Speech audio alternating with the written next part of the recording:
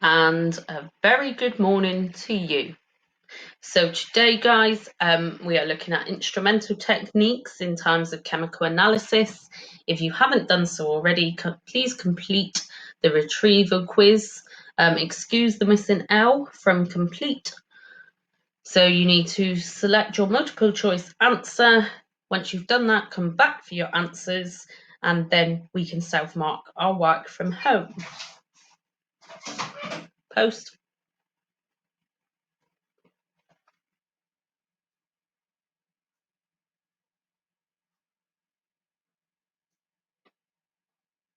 Okay, so let's look at our answers.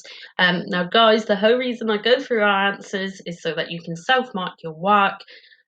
You can see what you've done really well on, and you can see what you need to improve on. You can see what you need to correct. So, the technique used to separate a mixture of soluble dyes is chromatography. Pencil is insoluble. The solvent used in chromatography is usually water. The stationary phase is the paper part that doesn't move. We can calculate the RF value from a chromatogram. The solvent front is the point at which the solvent finishes moving. Number 7, if a substance travels furthest up the chromatography paper, we can say it's the most soluble. Paint is a formulation. A pure substance will only contain one dot. Now, I didn't include the answer for the challenge. I do apologise. Describe the positive test for oxygen gas. Now, remember, guys, you need to have a glowing splint. You place it into the gas and it should relight. So today we are looking at instrumental methods, instrumental techniques used when analysing chemicals. And you need to describe the use of these instrumental methods. Why do we use them? So, some keywords for today. An instrumental method is a method of analysing a substance to determine what it is made of. And it's actually a method that uses machinery rather than lab tests carried out by humans, for example, flame tests. Pure. If a substance is pure, it's made of just one type of element or compound. For example, pure water is just made of H2O. Pure oxygen is just made out of oxygen. A mixture is a substance made of more than one element, which is not chemically bonded. And when we conduct tests and we experiment, we get two different types of data. Now, that type of data can be qualitative, a test that identifies the substance present. It gives us detail. For example, chromatography and flame tests can tell us what substances are present. However, we can also get a different type of data, different type of results called quantitative. Now that will tell us quantity, how much. So a test that identifies how much of a substance is present. So remember, guys, we've covered all of these lessons in green so far, and our final lesson for the topic is what we're looking at today. So as I've already mentioned, when we conduct experiments and when we collect evidence and data, there can be two types. Qualitative, okay, gives us informative results. For example, it can tell us names, it can tell us colours, it can tell us gases produced. So, for example, flame tests would give us qualitative results, qualitative data. However, chromatography can also produce us with colours that we can describe. So that is qualitative data. It gives us results that we can describe. It tells us what's in a substance, but it doesn't tell us how much of that component is in a substance. So, for example, if we carried out a flame test, and it gave us a green flame, we know that it contains copper, but we don't know how much copper ions are in that substance. So that leads us on to the other side of our results. We can get quantitative data.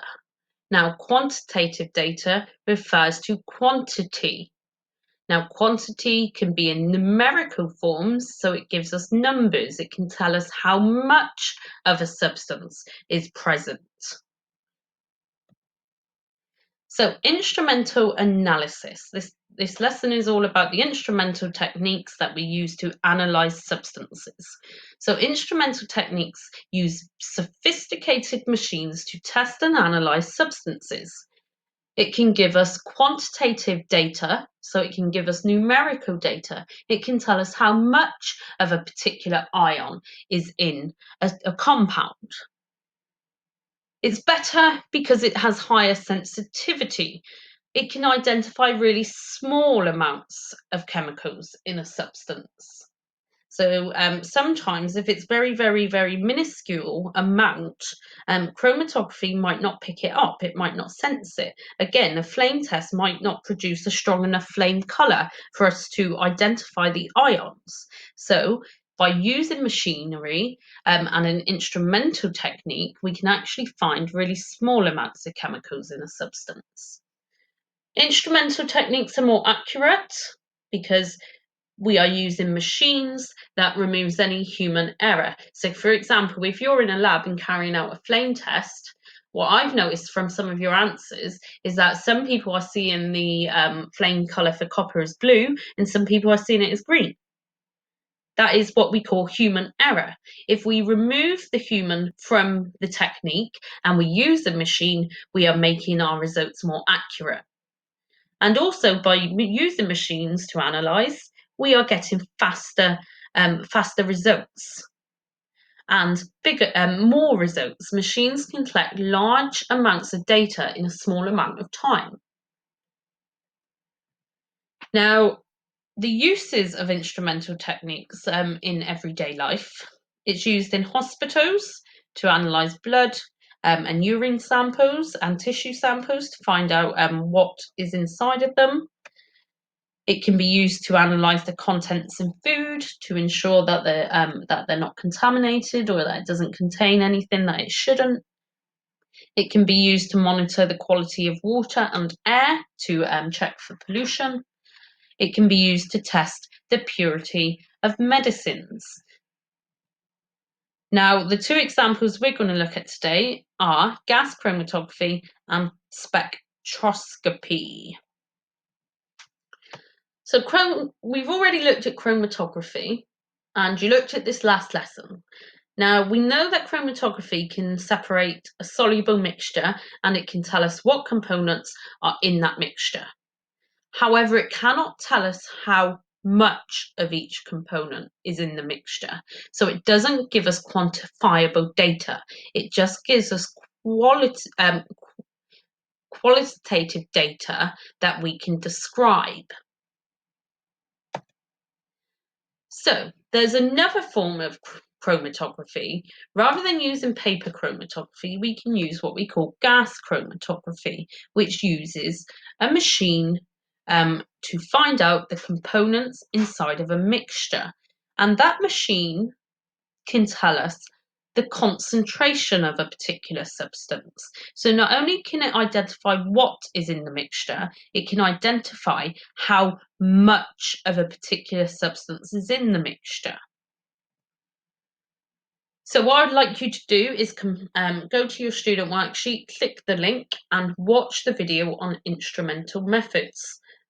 Once you have done that, I need you to come back to the lesson before you move on to task 2. Okay, so let's move on to task 2. So I know this looks daunting looking at it and it looks very confusing. However, it's relatively straightforward.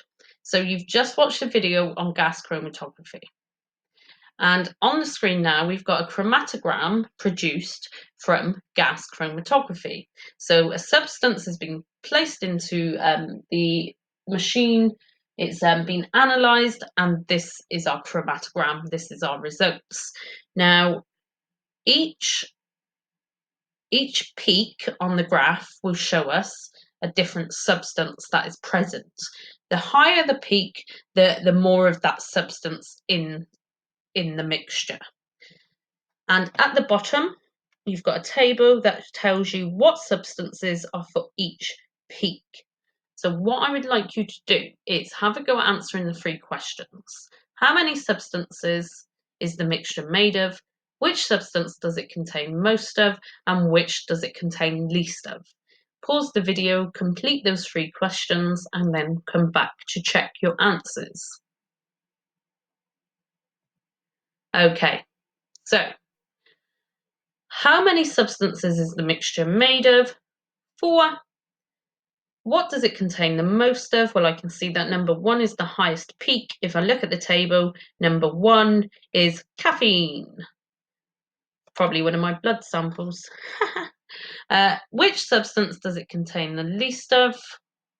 And the least it contains of, as you can see, 4 is the lowest peak, so we can call it, we can say, if we look at the table, it contains the smallest amount of sorbic acid, or you could have just said number 4. Okay, so the next technique you need to be aware of in terms of instrumental techniques is flame spectroscopy. So this is the instrumental method of a flame test. Watch the video and then come back once you have watched the video.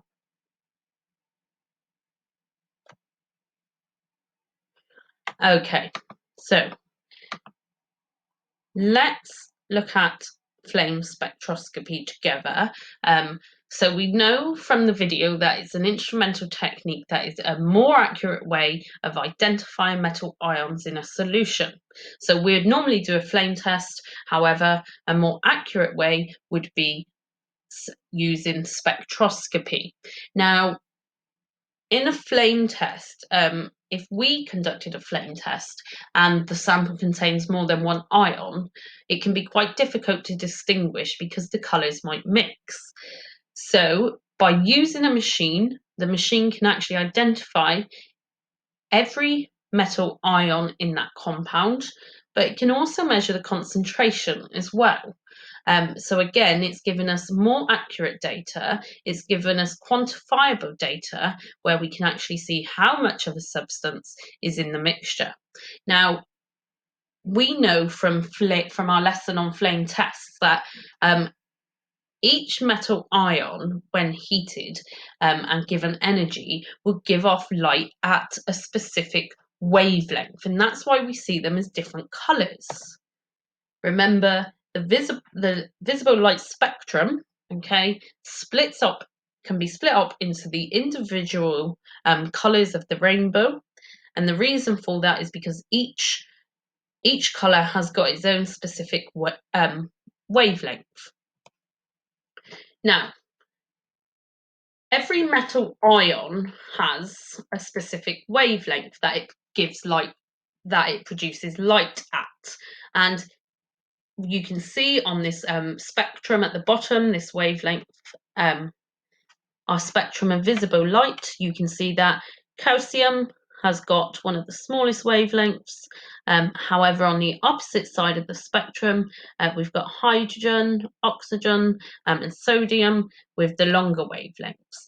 Now, how this works is we've got our sample, our source, our unknown compound. It gives off light when it's given energy. Now, as it gives off light, that light enters a spectroscope. It is then the wavelength is then measured and it produces what we call a line spectrum. And as you can see in the bottom right hand corner, you can see we've got 2 different line spectrums. We've got one that shows where the light where the wavelength has been emitted, we've got the absorption lines as well. So each element produces its own line spectrum, which is specific to that element. So you can see how lithium, you can see how the lines on the spectrum are different to the lines on the sodium spectrum. And once you test an unknown sample, you will get a line spectrum, which you can then compare to known line spectrums. So if we got a result, a line spectrum result at the top, you can see the one in grey. If we got that as our result and we compared it to known metals, we could find out what metal ion is in that sample. So let's compare it to the line spectrums underneath, the line spectrums underneath. Our line spectrum would link to what? What do you think that line spectrum links to? What metal? If you said calcium, you would be right, so really well done. Now, which two metals does the mixture contain, and how do you know? So at the bottom, you've got an unknown line spectrum, which is a mixture of two metal ions. And then above that, you've got 5 known spectra of metal ions. So I'd like you to compare your line spectrum to the ones above it and find out what two metal ions are in that mixture.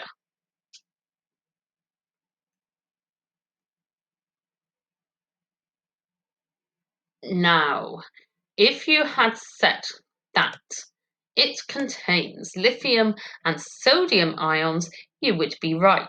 So you can see that sodium has got lots of these lines at the far left side, and that links to the lines on the spectrum underneath. Again, you've got these two lines which correspond to the lines on our spectrum underneath. And remember, this told you it was a mixture of two metal ions, so we must also have another metal ion. And you can see that we've got our additional lines linked to correspond to the lines on lithium. So our spectrum, our line spectrum from our analysis shows that it contains lithium and sodium. So that leads us on to the consolidation. I'd like you to have a go at explaining which method should be used in each case below. So you've got 5 scenarios and I want you to explain. So I don't just want you to state it. I don't just want you to say, gas chromatography. I want you to explain why you've made that decision. If you're stuck, I've given you a list of methods that you could use. I would like you to pick a suitable method and explain why you've picked that one. Now, normally I would give you your answers. However, because you are picking a method and then explaining why you've chosen that method, I can't really give you answers as some of you might have different reasonings. Once you've completed your consolidation, you then need to complete your RAG rating for the learning intention. Thank you for taking the time to complete your home learning, guys. It's much appreciated from my end.